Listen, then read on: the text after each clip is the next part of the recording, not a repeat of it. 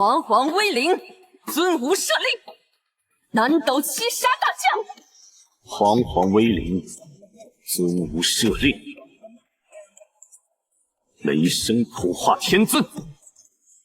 这是苍元界两尊六字神尊像的首次正面对决，也是孟川突破大日境后遭遇的第一场封侯级死战。上期我们说到，应山红在战斗中祭出专属神尊力连真七杀，一口气释放出7种截然不同的劲力，每一种都有独当一面的威能。旋杀力是回旋劲力，可构筑起密不透风的绝对防御；刚杀力威猛霸道，正面冲撞势不可挡；邪杀力如鬼影迷踪，身形诡计难寻难测；阴杀力阴柔复古，一经沾身便如枯骨之躯，令对手无路可逃；逆杀力专乱人心智，一旦命中便会神智失守，任人宰割；横杀力蛮横迅捷，出手猝不及防，难以闪避；异杀力更是锋锐无匹，号称能贯穿一切防御，单拎出任意一种都足以让普通神尊疲于应付。7种劲力组合变换，更是变化多端，防不胜防。封侯神尊与普通大日境的差距，从来不是力量数值的简单叠加，而是攻击维度的全面降维。连真七杀的设定，恰恰体现了高阶神尊的战斗底蕴，攻防糜乱，控样样俱全，几乎不给对手留下任何短板。孟川虽有魔尊再生之力傍身，但被动挨打从来不是他的风格。他在高强度的对轰中不断适应对方的节奏，挨的每一击都不是白受的，渐渐摸清了这套神尊力的变化规律。交手之中，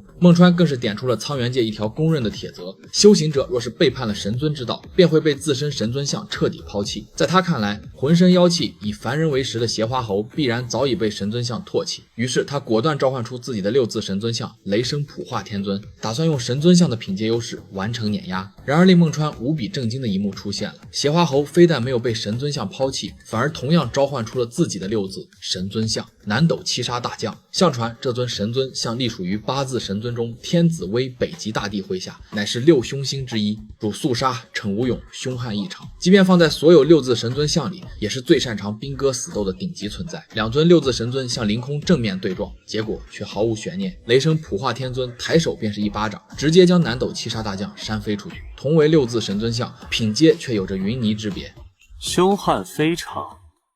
这不是挺温顺吗？是吧，天尊？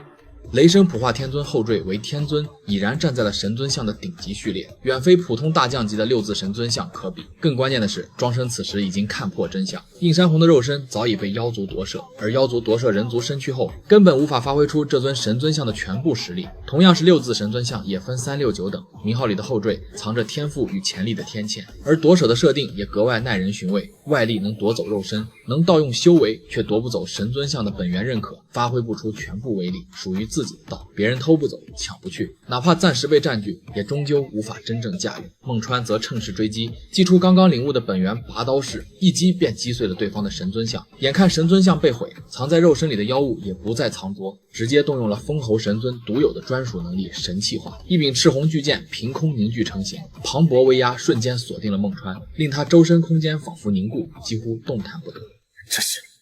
这是封侯神尊独有的能力，神气化。千山万境，人无踪，鸟灭绝。神气，万境人宗灭绝斩。